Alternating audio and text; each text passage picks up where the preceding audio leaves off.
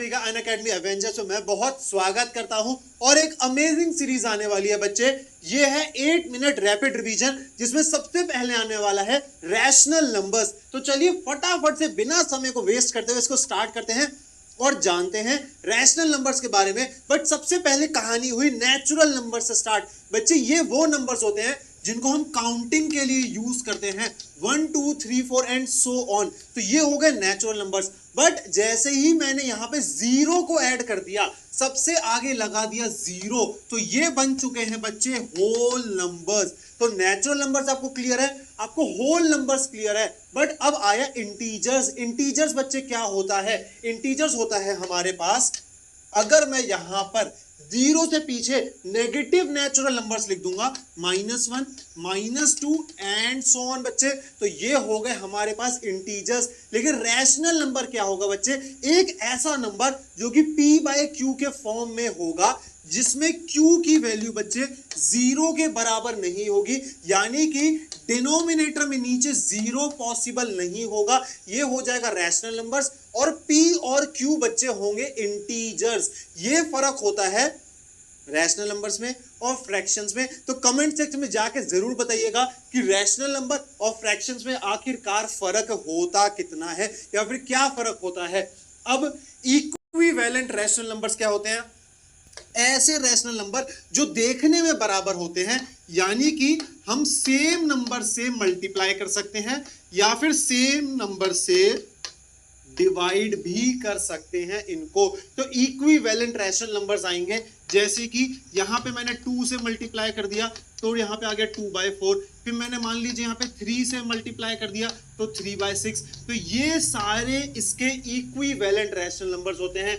फिर पॉजिटिव और negative rational number. Positive rational number क्या होता है? जब ऊपर भी पॉजिटिव होता है और नीचे भी पॉजिटिव होता है, या फिर ऊपर भी नेगेटिव होता है नीचे भी नेगेटिव होता है, ये पॉजिटिव होंगे। लेकिन अगर पॉजिटिव या नेगेटिव और नीचे हो पॉजिटिव, तो ये कहलाते हैं बच्चे हमारे नेगेटिव रैशनल नंबर्स।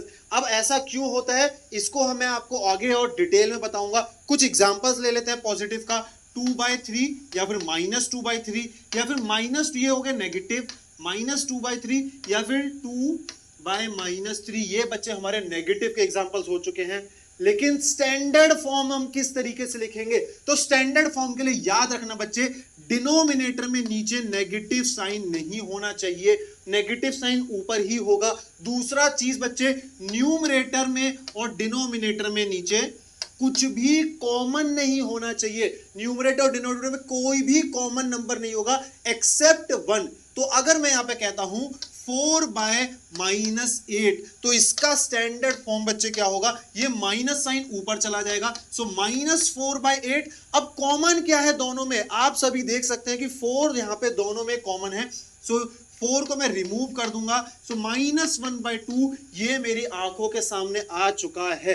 तो बच्चे उम्मीद करता हूं यार यहां तक आपको सभी क्लियर होगा।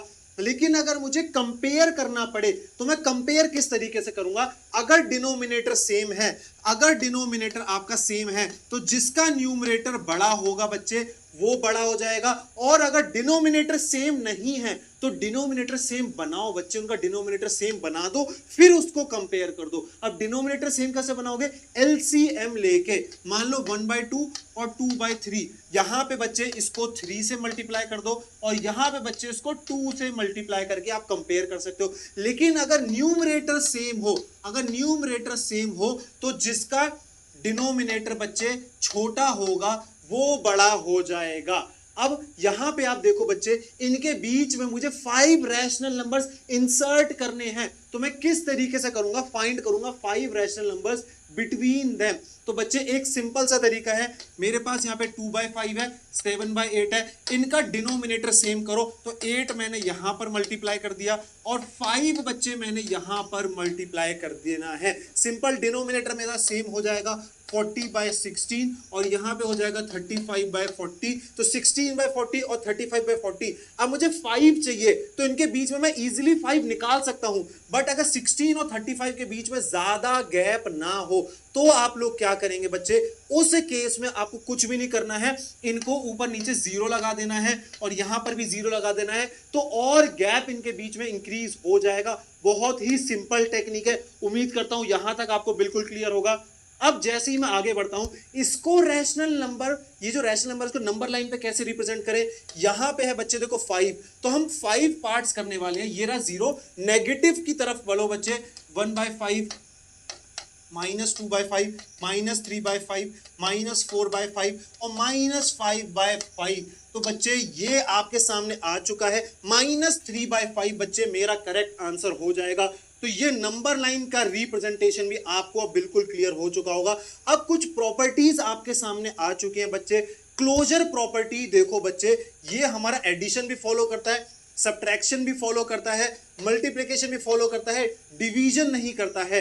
क्लोजर प्रॉपर्टी क्या कहता है कि ये करने के बाद दोबारा रैशनल नंबर आएगा नहीं। अब कम्यूटेटिव क्या होता है, 2 + 3 क्या 3 + 2 के बराबर होगा, बिल्कुल होगा एडिशन में। अगर सब्ट्रैक्शन होगा तो नहीं होगा, मल्टीप्लिकेशन में होगा और डिवीजन में अगेन बच्चे नहीं होगा। एसोसिएटिव क्या होता है, a + b + c, क्या ये बराबर होगा a + b + c के। तो बच्चे एडिशन में होगा, यहां पे सब्ट्रैक्शन में नहीं होगा, मल्टीप्लिकेशन में होगा और डिवीजन में भी नहीं होगा। मैं उम्मीद करता हूं कि आपको यहां तक बिल्कुल क्लियर होगा। लेकिन डिस्ट्रीब्यूटिव प्रॉपर्टी के बारे में अगर जानना है तो क्या करेंगे बच्चे, इसको हम यहां पर बांट देंगे।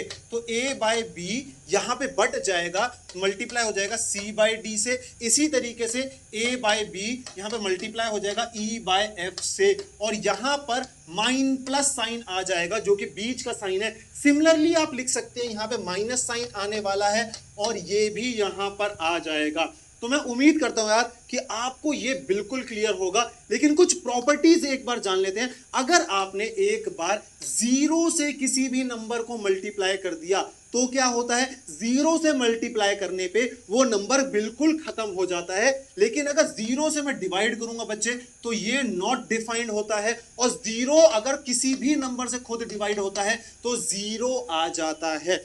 यहां तक क्लियर है। तो आगे अगर मैं देखता हूं मल्टीप्लिकेटिव आइडेंटिटी, अगर मैं किसी भी नंबर को 1 से मल्टीप्लाई करूंगा तो बच्चे अगेन मेरे पास वो ही नंबर आने वाला है। तो 1 से मल्टीप्लाई करना बहुत आसान है, और सिमिलरली बच्चे 1 से डिवाइड करना भी बहुत आसान है, क्योंकि मैं किसी को भी अगर 1 से डिवाइड करूंगा या फिर 1 से मल्टीप्लाई करूंगा तो मेरे पास वो सेम नंबर आ जाएगा। अब मेजरली बच्चों को जो डाउट होता है ना, ये आपके लिए होमवर्क क्वेश्चन रहने वाला है।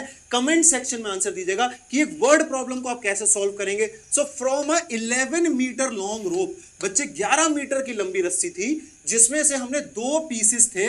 एक पीस था 13/5 और दूसरा पीस था 33/10।